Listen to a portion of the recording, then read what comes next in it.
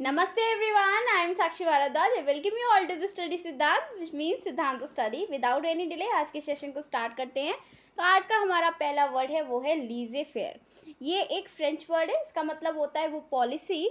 जब हमारे गवर्नमेंट हमारी कंट्री के अंदर कोई ऐसी पॉलिसी को लेके आना जहाँ पर प्राइवेट बिजनेसेस हैं, प्राइवेट इंटरप्राइजेस हैं, वो अपनी मनमर्जी से काम कर सकें और डेवलप कर सकें, जिसमें गवर्नमेंट का जो है कंट्रोल नहीं होता. तो ऐसे किसी सिस्टम, ऐसे किसी पॉलिसी को हम बोलते हैं लीजे फेयर.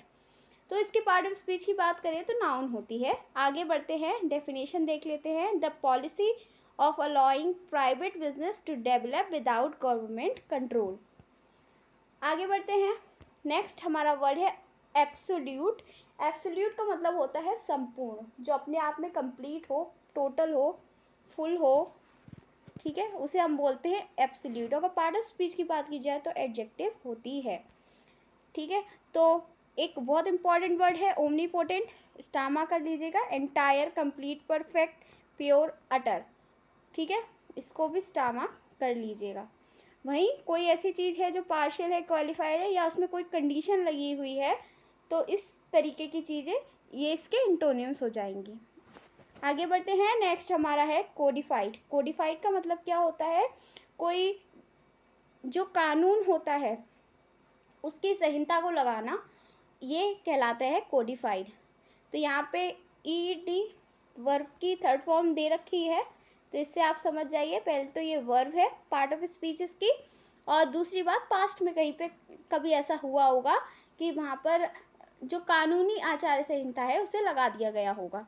ठीक है, to arrange laws rules into a system, इसको हम बोलते हैं कोडिफाइड करना. ठीक है, तो किसी चीज को सिस्टमाइज कर देना, मार्शल कर देना, ऑर्गेनाइज कर देना, कैटेगराइज, कलेक्ट, ये सारे इसके सिनोनिम्स हो जाएंगे. वहीं आप किसी चीज को लेके कंफ्यूज्ड हैं, जम्बल्ड हैं, स्क्रैम्बल्ड, बहुत इंपॉर्टेंट वर्ड है.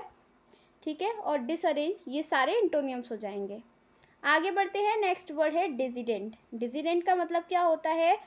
एक ऐसा पर्सन जो कि अपनी सरकार से बिल्कुल भी नाखुश है और वो पूरी तरीके से फ्रीली, बिना किसी दबाव के, उसके जो किए जा रहे कार्य हैं उसके खिलाफ खड़ा हो जाता है.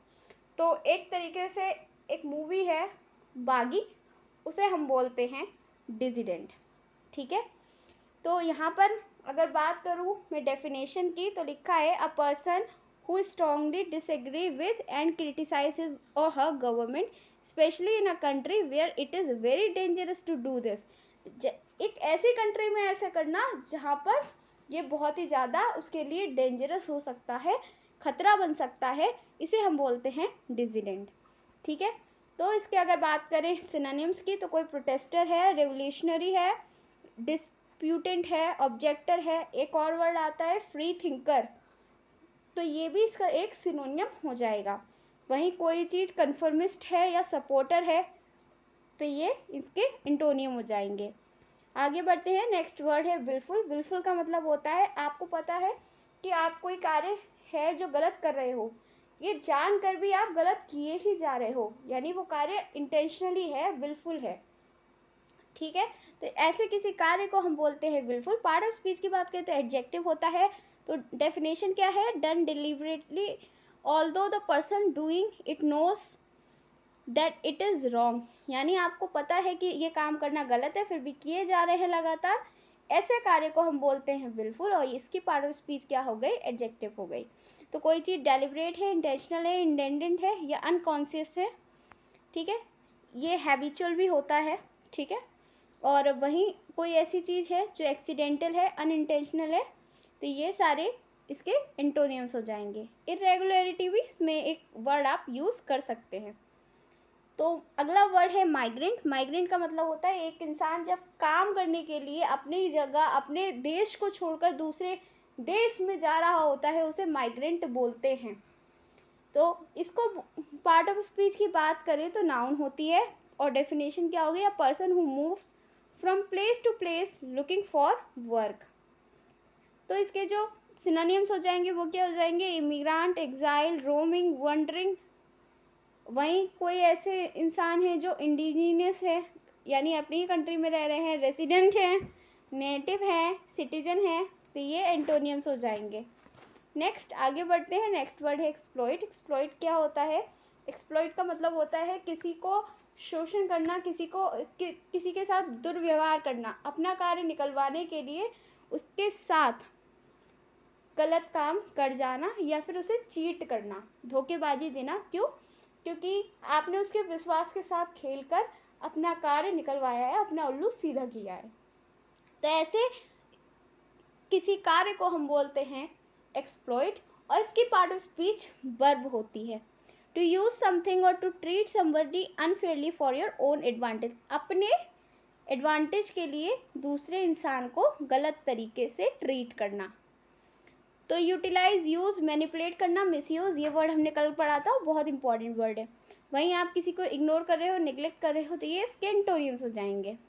आगे बढ़ते हैं। अंडरस्कोर। अंडरस्कोर का मतलब होता है किसी चीज़ की इम्पोर्टेंस को दिखाना, किसी चीज़ को एम्फेसाइज करना कि देखो ये चीज़ इम्पोर्टेंट है, किसी चीज़ पे स्ट्रेस देना, इसको हम बोलते हैं अंडरस्कोर करना। और इसकी पार्ट ऑफ स्पीच क्या होती है? वर्ब होती है। ठीक है, to emphasise the importance of something, किसी चीज़ की महत्वपूर्णता को बताना, ये क्या हो गया? अंडरस्कोर करना हो गया। तो किसी चीज़ को एम्फेसाइज कर देना, इन्हेंस कर देना, रीइंफोर्स कर देना, स्ट्रेस कर देना। वहीं आपने कोई चीज़ डी एम्फेसाइज कर दी, अनइम्पॉर्टेंट है आपके लिए, मिनिमाइज कर दी, तो ये एंटोनियम्स हो जाएंगे। सो आज की क्लास को यहीं ख़त्म करते हैं, और जो डेली फॉलो कर रहे हैं उन्हें पता है ये इम्पॉर्टेंट क्यों है।